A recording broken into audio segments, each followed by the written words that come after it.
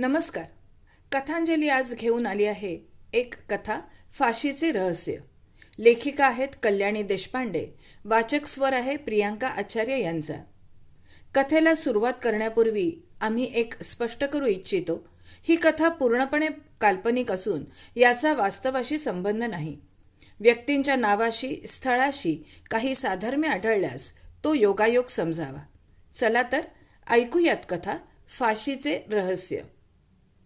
आमच्या ऑफिसमधल्या कलिगचं प्रकाश मानेचं लग्न ठरलं होतं. खूप आनंदात होता पठ्या. मिठाई घेऊन आला होता. सगळ्यांना त्याने लग्नाची पत्रिका दिली. कॉंग्रॅट्स प्रकाश, खूप आनंद वाटला, मी म्हटलं. थँक्यू राघव, तुम्ही सगळ्यांनी लग्नाला नक्की यायचंय बरं का. अरे म्हणजे काय, नक्की येणार आम्ही, मी म्हटलं. अरे वा, पुढच्याच महिन्यात लग्न आहे. इथल्याच आहेत का वहिनी, का बाहेरगावच्या, विघ्नेशने विचारलं. मुंबईची आहे, पण लग्न इथेच होणार आहे, पुण्यात, प्रकाशने सांगितलं. जॉब वगैरे करतात का वहिनी, प्रणव म्हणाला. अरे ती सिरियलमध्ये काम करते आणि फिल्म्स पण केल्यात तिने 1-2, प्रकाश उत्साहाने सांगत होता. अरे वा, फारच छान. पण लग्नानंतर त्यांना सारखं शूटिंगसाठी पुण्याहून मुंबईला जावं लागेल ना, रत्नेशने विचारलं. हो, सध्या तसं करावं लागेल, पण तोपर्यंत मी तिकडच्या आपल्या कंपनीच्या ब्रँचमध्ये शिफ्ट होण्याचा प्रयत्न करेन. जमलं तर फारच बरं, उगाच तिला अपडाऊनचा त्रास नको, प्रकाश म्हणाला. वा मित्रा, आत्तापासून होणाऱ्या बायकोची काळजी आहे तुला, वहिनी लकी आहेत, मी म्हटलं. तसा तो लाजून हसला. चला बोलू आपण लंच ब्रेकमध्ये, कामाला लागायला हवं, असं आम्ही म्हटलं आणि कामाला लागलो. लंच ब्रेकमध्ये प्रकाशच्या भोवती सगळे बसून गप्पा मारू लागले. कसं काय ठरलेलं लग्न एकदम तुझं, म्हणजे एकदम ॲक्ट्रेसच कशी काय मिळाली तुला, विकासने विचारलं.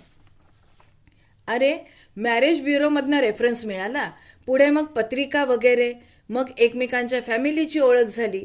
तिला मी आणि मला ती पसंत पडली आणि ठरलं लग्न, प्रकाशने उत्साहाने सांगितलं. काका काकू खुश असतील ना, त्यांनाही अभिनंदन सांग, मी म्हटलं.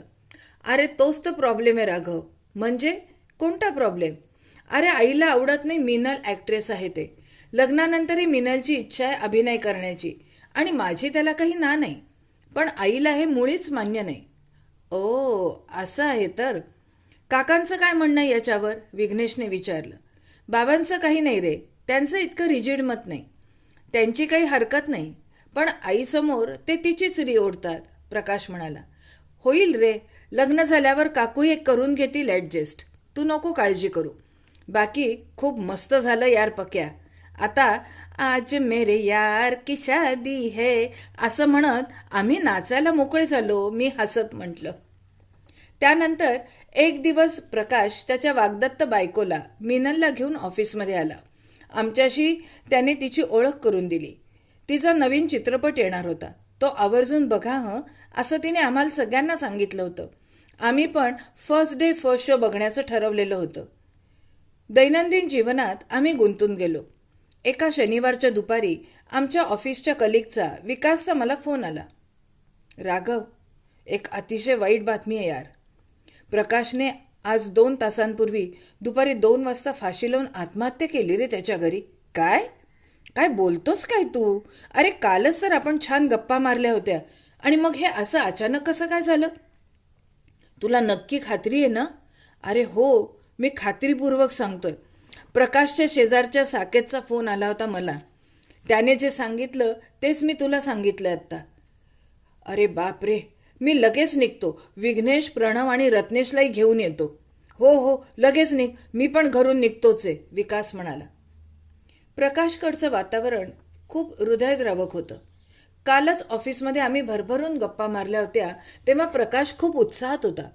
तो असं काही करेल असं मला स्वप्नात सुद्धा वाटलं नाही. त्याच्या घरी त्याचे सगळे नातेवाईक जमले होते. आई, बाबा, त्याचा लहान भाऊ रडत होते. मिनल आणि तिच्या घरचे सुद्धा आले होते. त्यांना सुद्धा रडू आवरलं जात नव्हतं. राहून राहून आम्हाला प्रश्न पडत होता की असं अचानक काय झालं की प्रकाशला असा निर्णय घ्यावा लागला. एवढ्या उमद्या स्वभावाचा प्रकाश, एखाद्या हिरोला लाजवेल एवढा हँडसम, ज्याला होणारी बायकोही साजेशीच मिळाली होती, 15 दिवसांवर लग्न आलं होतं आणि एकाएकी असं काय झालं. आम्ही सगळे मित्र विचार करून हताश झालो होतो. प्रकाशच्या पार्थिवाकडे बघवत नव्हतं. हळहळण्याखेरीज काहीच पर्याय नव्हता. त्याच्या गळ्याभोवती खोल वळ उमटले होते. विशेष म्हणजे पंख्याला न लटकता तो पार्किंगमधल्या झोक्याच्या हुकला लटकला होता. झोका बाजूला काढून ठेवला होता. शेजारीच स्टूल पडलं होतं. इन्स्पेक्टर जावडे आणि त्यांच्या सहकाऱ्यांनी औपचारिकता पूर्ण करून बॉडी पोस्टमार्टमला नेली. प्रकाशच्या आईबाबांचं आम्ही सांत्वन केलं. काहीही गरज पडली तर आम्हाला सांगा असं आम्ही त्यांना सांगितलं. बराच वेळ आम्ही तिथेच होतो. प्रकाशची आई थोडी शांत झाल्यावर मी त्यांना विचारलं, काकू सावरा स्वतःला, असं एकाएकी काय झालं हे? काल तर आम्ही छान गप्पा मारल्या होत्या आणि आज नेमकं असं काय घडलं की प्रकाशला आत्महत्या करावी लागली? काहीच कळत नाही रे. असा टोकाचा निर्णय त्यानं कसा काय घेतला? असं काही त्याच्या डोक्यात असेल अशी पुसटशी कल्पनाही आम्हाला नव्हती. काकूंना सांगताना हुंदके आवरता येत नव्हते. सुहास, तुला तरी माहिती आहे का दादा अपसेट का होता सकाळी? मी प्रकाशच्या लहान भावाला विचारलं. नाही राघव दादा, तो तर अगदी मजेत होता नेहमीसारखा. सकाळी तर आम्ही छान गप्पा मारत जेवलो. आज आईने दादाला आवडते म्हणून बासुंदीही केली होती. दुपारी आई मंदिरात कीर्तनाला गेली. मी मित्राकडे गेलो आणि बाबा त्यांच्या खोलीत झोपले होते. मी मित्राकडून आलो आणि आई मला पार्किंगमध्येच धाय मोकलून रडताना दिसली. जवळ येऊन बघितलं तर दादाने फाशी लावून घेतली होती. असं सांगून सुहासलाही भडभडून आलं. काका, तुम्ही काही सांगू शकाल का? मी प्रकाशच्या बाबांना विचारलं. बेटा, मी काय सांगणार? माझ्यासारखा दुर्दैवी मीच असेन, ज्याचा एवढा करता सवरता मुलगा एकाएकी गेला. सुहासने तुला सांगितलंच आहे की मी दुपारी झोपलो होतो. अचानक सुलभाच्या मोठ्याने रडण्याच्या आवाजाने मला जाग आली आणि इथे येऊन बघतो तर काय, प्रकाशने फाशी लावलेलं भीषण दृश्य माझ्या डोळ्यात पडलं. सगळंच आलबेल चाललं असताना अशी दुर्बुद्धी प्रकाशला कशी काय झाली याचं कोडच आहे. बाजूलाच प्रकाशची वाग्दत्त बधू मिनलही बसली होती. रडून रडून तिचेही डोळे सुजले होते. मी तिला विचारलं, मिनल, तुला जर सांगायला त्रास होणार नसेल तर शेवटचं तुझं प्रकाशशी केव्हा आणि काय बोलणं झालं हे सांगशील का? तिने रुमालाने डोळे पुसत सांगायला सुरुवात केली. तुम्हाला तर माहितीच आहे, 15 दिवसांवर आमचं लग्न आलंय. आम्ही रोजच संध्याकाळी थोडा वेळ भेटायचो. एखाद्या वेळेस मला शूटिंगमुळे वेळ होणार नसेल तर तेवढा दिवस सोडला तर आम्ही जवळजवळ रोजच भेटत होतो. एकमेकांच्या आवडीनिवडींविषयी, एकमेकांच्या स्वभावाविषयी आम्ही भरभरून बोलायचो. त्याच्या बोलण्यातून उत्साह ओसंडून व्हायचा. तो कधीच काळजीत किंवा निराश दिसला नाही. काल रात्रीच आम्ही भेटलो तेव्हा आमचं बोलणं झालं होतं. दोन्ही घरात सुरू असलेल्या लग्नाच्या तयारीबद्दल आम्ही बोलत होतो. तेव्हा तर तो अगदी एकदम ओके होता. दुसऱ्या दिवशी दुपारी तो असं काही करेल याची स्वप्नातही मला कल्पना नव्हती. काकूंना म्हणजे प्रकाशच्या आईला तुझं अभिनय क्षेत्रात काम करणं फारसं पसंत नाही याबद्दल प्रकाशचं तुझ्याशी काही बोलणं झालं होतं का? मी विचारलं. हो, तसं तो एकदा बोलला होता, पण तेव्हा मी त्याला आधीच सांगितलं होतं की मी लग्नानंतर हे काम सोडणार नाही म्हणून. तेव्हा तो मला म्हणाला की आईचं आणि माझं जर नाही पटलं तर आम्ही पुण्याहून मुंबईला शिफ्ट होऊन जाऊ. अच्छा, तुझा फोन नंबर मला देऊन ठेव. कधी चौकशीचं काम पडलं तर मी तुला फोन करेन, असं म्हणून मी तिचा फोन नंबर घेतला. बाहेर येऊन विघ्नेश, प्रणव, रत्नेश, विकास यांच्याशी बोलायला लागलो. काही कळत नाही यार. प्रकाशच्या आईबाबांना, भावाला, मिनलला सगळ्यांना विचारलं, पण त्यांचं म्हणणं हेच आहे की त्याचा मूड चांगला होता, काहीच टेन्शन नव्हतं. अचानक कसं काय झालं याचं त्यांनाही कोडं पडलंय. काय भानगडे, ते कोणी खरं कशाला सांगेल? काहीतरी कारणाशिवाय आत्महत्या करेल का तो? नक्की भांडण झालं असेल घरात, विकास म्हणाला. अरे नक्कीच. ऑफिसमध्येही एकदा बोलताना त्याने सांगितलं नव्हतं का की त्याच्या आईला हे लग्न मान्य नाहीये म्हणून? काहीतरी भुणभुण मागे लावून दिली असेल त्याच्या आईने, म्हणून तिरमिरीत येऊन त्याने केली असेल आत्महत्या, विघ्नेश म्हणाला. सगळं तर चांगलं चाललं होतं यार. आपण तर कालच त्याच्याशी बोललो होतो, तेव्हा तर काहीच जाणवलं नाही. अगदी छान मूड होता त्याचा, रत्नेश म्हणाला. पण पार्किंगमध्ये फाशी घेण्याचं कारण काय असावं?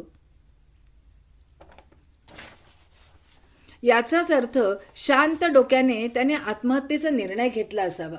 कारण घरात आत्महत्येचा प्रयत्न केला असता तर घरात झोपलेल्या त्याच्या बाबांना कळलं असतं, म्हणून त्याने बाहेर पार्किंगमध्ये कोणाला आवाज ऐकू येणार नाही अशा ठिकाणी फाशी घेतली. मी म्हटलं.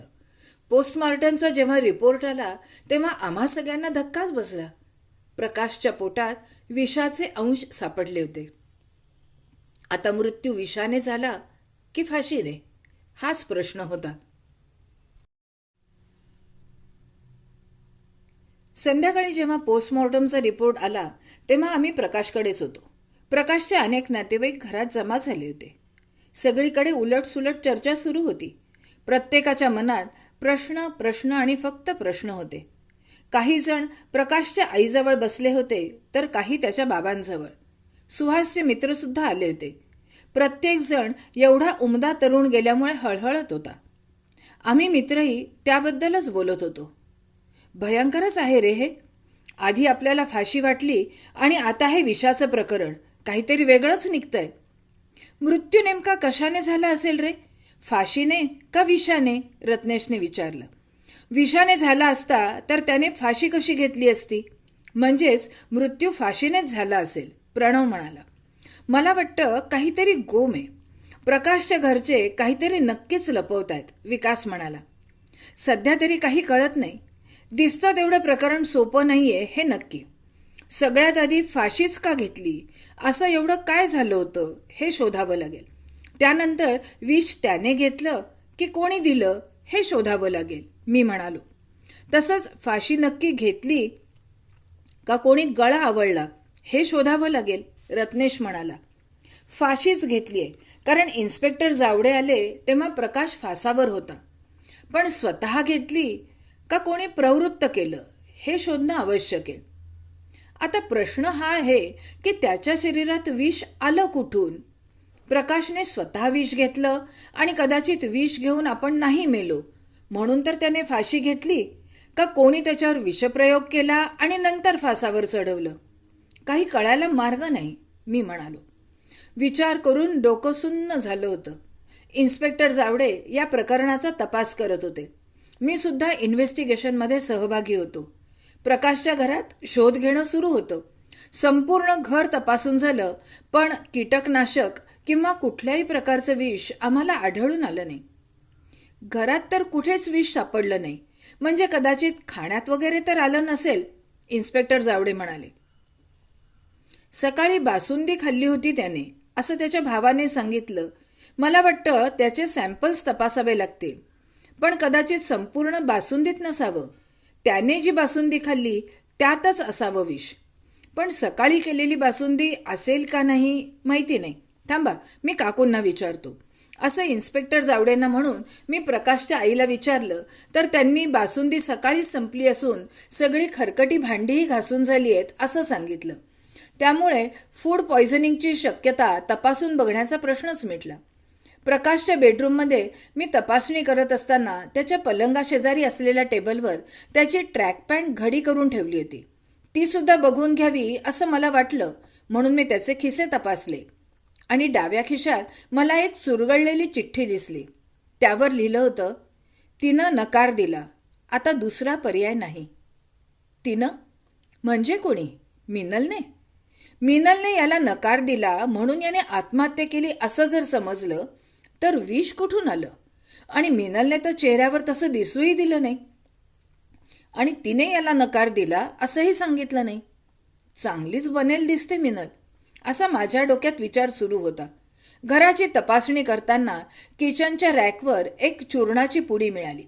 मी प्रकाशच्या आईला तसं विचारलं तर त्या म्हणाल्या की ते त्यांचं औषध आहे. मी त्यातलं थोडंसं चूर्ण सॅम्पल म्हणून ठेवून घेतलं. इन्स्पेक्टर जावड्यांकडे देऊन फॉरेन्सिक लॅबमध्ये त्याची तपासणी करायला सांगितलं. घराची तपासणी आटोपून आम्ही सगळे प्रकाशच्या घरातून बाहेर पडलो. त्यानंतर प्रकाशच्या आईकडून मिनलचा पत्ता घेऊन मी आणि इन्स्पेक्टर जावडे मिनलकडे गेलो. आम्ही एकदम अचानक आलेले बघून ती जरा गोंधळली. मिनल, हा बघ कागद, हा प्रकाशच्या ट्रॅक पॅन्टमध्ये सापडला. याबद्दल सविस्तर माहिती देशील तर बरं होईल. मिनलने चिठ्ठी वाचली आणि ती घाबरली. काय बोलावं तिला कळेना. तू लग्नाला नकार दिला म्हणून त्याने आत्महत्या केली असा याचा अर्थ होतो. तू त्याला नकार दिला हे आधीच का नाही मला सांगितलंस? मुळात लग्न 15 दिवसांवर आल्यावर तू त्याला नकार दिलासच का? मी विचारलं. मिनलच्या घशाला कोरड पडली. तिने जवळच्याच ग्लासमधलं पाणी घेतलं आणि तिने सांगायला सुरुवात केली. तुम्हाला माहितीच आहे की मी अभिनय क्षेत्रात काम करते. नुकताच एक चित्रपट मी पूर्ण केलाय. हो, मला माहिती आहे, पण त्याचा इथे काय संबंध? तेच सांगते मी की माझ्या या फिल्मच्या डायरेक्टरने मला फसवून माझ्याकडून एक बॉन्ड साईन करून घेतला. त्यात असं लिहिलंय की त्या डायरेक्टरसोबत 5 फिल्म पूर्ण झाल्याशिवाय मी लग्न करू शकत नाही. बॉन्ड मोडला तर मला 50 कोटी भरावे लागतील. शिवाय त्याने माझे काही आक्षेपार्ह फोटो माझ्या नकळत काढले. जर मी त्याच्याशी लग्न केलं नाही तर तो ते व्हायरल करेल अशी त्याने मला धमकी दिली होती. म्हणून मी प्रकाशला नकार दिला आणि लगेचच 2 तासातच त्याने आत्महत्या केली. तो असं काही करेल असं मला वाटलंच नाही, मिनल रडत म्हणाली. पण तुझ्या नकाराचं खरं कारण तू प्रकाशला सांगितलं होतंस का? नाही, मला त्या डायरेक्टरने कोणालाही काहीही सांगायचं नाही अशी सक्त ताकीद दिली होती. बघितलंस, तू संवाद न साधल्यानं हकनाक प्रकाशचा बळी गेला. न घाबरता तू पोलिसांना सगळं वेळेत सांगितलं असतं तर तुझा तो डायरेक्टरही पकडला गेला असता आणि प्रकाशही आज जिवंत असता, मी म्हटलं. तेव्हा मी फार गोंधळून गेले होते, त्यामुळे मला काही सुचलंच नाही. पण प्रकाश असं काही तडकाफडकी करेल असं मला स्वप्नातही वाटलं नव्हतं, मिनल म्हणाली. आता त्या डायरेक्टरचा पत्ता दे आणि पुन्हा चौकशीचं काम पडलं तर तुला पोलीस स्टेशनमध्ये यावं लागेल, असं सांगून आम्ही तिच्या घराबाहेर पडलो. फोरेन्सिक लॅबचा रिपोर्ट आला होता. त्या चूर्णामध्ये विषाचे अंश होते. मी त्वरित प्रकाशच्या आईची भेट घेतली. काकू, खरं जे आहे ते सांगा. तुमचा मुलगा तर हातचा गेला, आता लपवून काय फायदा? या चूर्णात विष आहे. हा बघा रिपोर्ट. मी त्यांना रिपोर्ट दाखवला. तो रिपोर्ट बघून प्रकाशचे बाबा त्याच्या आईला दोष देऊ लागले. बघ, मी तुला म्हणत नव्हतो असा कोणाही भोंदू बाबाच्या मागे लागू नको. तुझ्या हटवादीपणाचा काय परिणाम झाला पाहिलंस ना? तूच मारलंस प्रकाशला. मला काही कळेल का कोण आहे हा भोंदू बाबा? प्रकाशची आई रडत रडत सांगू लागली. प्रकाशचं मिनलशी लग्न व्हावं हे मला मुळीच पटत नव्हतं. म्हणून त्याचं मन बदलावं म्हणून एका बाबांच्या सल्ल्याने मी प्रकाशला दुधातून हे चूर्ण देत होते. काय काकू तुम्ही? एखाद्या अडाण्याने असं म्हटलं असतं तर एक वेळ मी समजू शकलो असतो. पण तुमच्यासारख्या सुशिक्षित स्त्रीने असं करावं याचं फारच वाईट वाटतं. तुम्ही दिलेलं हे चूर्ण नसून स्लो पॉयझन होतं. प्रकाश हा मेला तो फाशीनेच, पण जर त्याने फाशी घेतली नसती तर काही महिन्यांनी तो तसाही हे चूर्ण खाऊन मेलाच असता, मी म्हटलं. मला खरंच माहिती नव्हतं यात विष आहे म्हणून, नाहीतर मी कशाला दिलं असतं, प्रकाशची आई म्हणाली. आता पस्तावून काहीही फायदा नाहीये काकू. जी मुलगी तुम्हाला आवडत नव्हती तिनेच लग्नाला नकार दिल्यानं त्याने आत्महत्या केली. तो तिच्यात एवढा गुंतला होता की तिचा नकार तो पचवू शकला नाही. काय? तिनं का नकार दिला? ती एक वेगळी स्टोरी आहे, सांगेन मी नंतर. सध्या त्या बाबाचा ठावठिकाणा कुठे आहे ते मला सांगा. भोंदू बाबाचा पत्ता घेऊन मी पोलीस स्टेशनकडे निघालो होतो. जाताना माझ्या मनात विचार आला, काय प्रकाशचं दुर्दैव आहे. एकीकडे त्याला या जगात आणणारी स्त्री आणि दुसरीकडे या जगात त्याला साथ देण्यासाठी त्याच्या आयुष्यात येणारी स्त्री. दोघींनीही त्याला समजून घेतलं नाही आणि दोघीही त्याच्या मृत्यूला अप्रत्यक्ष रीतीने का होईना कारणीभूत ठरल्या. भोंदू बाबांचा पत्ता मी इन्स्पेक्टर जावडेंना दिला. त्यांनी भोंदू बाबाला अटक केली. मिनलच्या डायरेक्टर मित्राला सुद्धा अटक केली. घरी आल्यावर माझ्या मित्रांना मी ही सगळी हकीकत सांगितली. कोर्टात खटला उभा राहिला. दोघांनाही कोर्टाने जबर शिक्षा ठोठवली. या सगळ्यात प्रकाश मात्र व्यर्थ आपला जीव गमावून बसला होता. ऑफिसमध्ये आम्ही त्याच विषयी बोलत होतो. बाप रे, फारच खतरनाक होतं ते सगळं, प्रणव म्हणाला. प्रकाशच्या आईने भोंदू बाबांच्या आहारी जायला नको होतं. त्याने चूर्णात स्लो पॉयझन का मिसळलं असेल? काय उद्देश होता त्याचा? अरे त्याचा उद्देश काहीच नव्हता. अर्धवट ज्ञानामुळे ते झालं. कुठलंही ज्ञान नसताना, माहिती नसताना दोन परस्पर विरोधी गुणधर्माच्या वनस्पतींचं चूर्ण तो लोकांना औषध म्हणून देत होता. आपण लोकांना विष देतोय याची त्याला सुद्धा कल्पना नव्हती. पण त्याच्या खोट्या वागणुकीची आणि हलगर्जीपणाची शिक्षा त्याला व्हायलाच हवी होती, जी आता झालीये. पण प्रकाशने एवढं मनाला लावून घ्यायला नको होतं रे. एकीने नकार दिला म्हणून काय आयुष्य संपवायचं?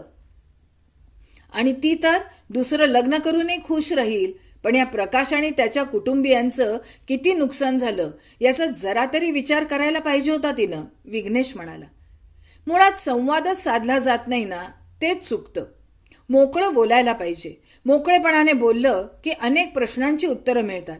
आतल्या आत घुसमटून काहीही साध्य होत नाही. या प्रकरणात प्रकाशच्या आईला हे समजायला हवं होतं की लग्न प्रकाशला करायचंय. त्याला जर मिनल आवडतीये तर आपण कशाला उगाच विरोध करायचा, मी म्हटलं.